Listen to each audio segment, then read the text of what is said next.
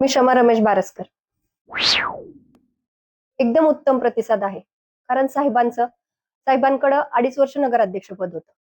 त्या 2.5 वर्षात साहेबांनी खूप सारे काम वर्षाखालचं मोहोळ शहराचा मेन रोडचे गाळेधारक आणि आत्ताचे गाळेधारक ह्यात फरक नक्कीच जाणवेल. कारण असं नागरिकांचा एकदम उदंड प्रतिसाद आहे. विरोधकांचं काम काय असतं? टीका करणं हेच विरोधकांचं काम असतं. विरोधकांनी दुसरं काय करायचं? ज्यांना काम जमत नाही ते टीका करतात. प्रशासकांनी काय काम केलं हे मी जनतेला वेगळ्या प्रकारे सांगायची काहीच गरज नाही. सगळ्यांना माहितीये, सगळी जनता जाणते. मेन प्रॉब्लेम रस्त्यांचा आहे. रस्त्यांचा विकास झालेला नाही. जसे पण या प्रमुख समस्या आहेत. त्या समस्या सोडवण्यासाठी जसा 3 नंबर वॉर्डचा विकास झालेला आहे, तसा इतर बाकी 10 वॉर्डचाही विकास करण्यासाठी शिवसेना कायम कटिबद्ध राहील. नमस्ते, मी शमा रमेश बारसकर. मोहोळ नगर परिषदेच्या माध्यमातून खरं तर बारसकर साहेबांनी पॅनल उभा केला. त्या माध्यमातून तुम्ही पदयात्रा करत असताना तो प्रभागने दौरे करत असताना कसा प्रतिसाद मिळतो? एकदम उत्तम प्रतिसाद आहे. कारण साहेबांकडं 2.5 वर्ष नगराध्यक्षपद होतं. त्या 2.5 वर्षात साहेबांनी खूप सारे कामं केली जनतेची. मेन काम केलं, नगर परिषदेच्या समोरचे सगळे गाळेधारक होते. गेले 30 ते 35 वर्ष गाळेधारकांच्या नावावर गाळ्यांची जागा नव्हती. त्याचा प्रश्न साहेबांच्या द्वारे सोडवला गेला. त्यामुळं आता सध्या तुम्हाला म्हणजे 9 वर्षाखालचं मोहोळ शहराचा मेन रोडचे गाळेधारक आणि आत्ताचे गाळेधारक ह्यात फरक नक्कीच जाणवेल. कारण सगळ्यांनी स्वतःच्या नावी जागा झाल्यामुळे सगळ्यांनी सेकंड फ्लोअर, थर्ड फ्लोअर केलेले आहेत. त्याच्यामुळे त्यांना गोडाऊनची सोय झाली. बारसकर साहेबांवर अनेक वेगवेगळ्या टीका करण्यात येतात. त्यावर कसं वाटतं? विरोधकांचं काम काय असतं? टीका करणं हेच विरोधकांचं काम असतं. विरोधकांनी दुसरं काय करायचं? ज्यांना काम जमत नाही ते टीका करतात. Light, street light. परवाच एक नेते म्हटले की काही प्रभागात एवढा प्रकाश दिसतोय की खूप मोठा प्रकाश दिसतोय आणि काही बाकी मोहळा अंधारात आहे. हे कशामुळे झालं? तिथल्या नगरसेवकांच्या प्रयत्नांनी झालं. त्यांच्या प्रयत्नांनी ते केलं. जो त्यांच्या प्रभागाचा जे नेते बोलले ते त्यांच्या प्रभागात ते करू शकले नाही. म्हणून ते रमेशजी बारसकर साहेबांवर म्हणा, बाकी ह्यांच्यावर म्हणा, त्यांनी आरोप केले. हे तुम्ही सोशल मीडियाच्या माध्यमातून चांगला प्रतिसाद आहे. तुम्ही येण्याचीही आमच्या जवळ गरज नाही. आम्ही तुम्हालाच मतदान करणार आहे. धनुष्यबाण या चिन्हासमोरच आम्ही बटन दाबणार आहोत. असं नागरिकांचा एकदम उदंड प्रतिसाद आहे. काय काय समस्येला सामोरं जावं लागतं? पाण्याची एक थोडीशी समस्या आहे. काही भागात पाण्याचा म्हणजे प्रॉब्लेम आहेत. जसा आमच्या भागात म्हणजे आमचा प्रभाग आहे प्रभाग नंबर 3. पूर्वी 4 प्रभाग नंबर होता.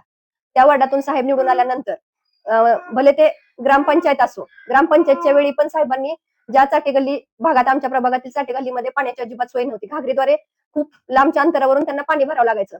मग जे सदन आहेत त्यांना विकत पाणी घ्यायचे ते लिटरद्वारे.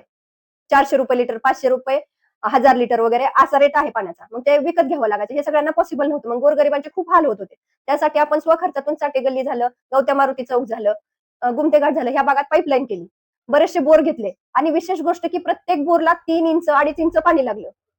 लोकांचा उत्तम प्रतिसाद आहे. लोकांचा रमेशजी बारसकर साहेबांवरती खूप विश्वास आहे. सगळ्यांना वाटतं की आपल्या प्रत्येक प्रॉब्लेमचं सोल्युशन ह्या शब्दाचं दुसरं नाव रमेशजी बारसकर आहे. असं नागरिकांचं मत आहे. हे माझं मत नाही, नागरिकांचं मत आहे. तुम्ही आता प्रभागात फिरून तुम्ही पण जाणून घ्या त्या गोष्टी. असताना एखाद्या वार्डामध्ये गेलं तर एखाद्या अडचणी सांगितलं तर ते सोडवण्याचा प्रयत्न कशा पद्धतीने करतात? नक्कीच त्यांच्या समस्या सोडवण्याचा प्रयत्न नक्कीच पुरेपूर केला जातो. आत्ताच मी प्रचारासाठी फिरत असताना मला काही लेडीजनी टॉयलेटची समस्या सांगितली.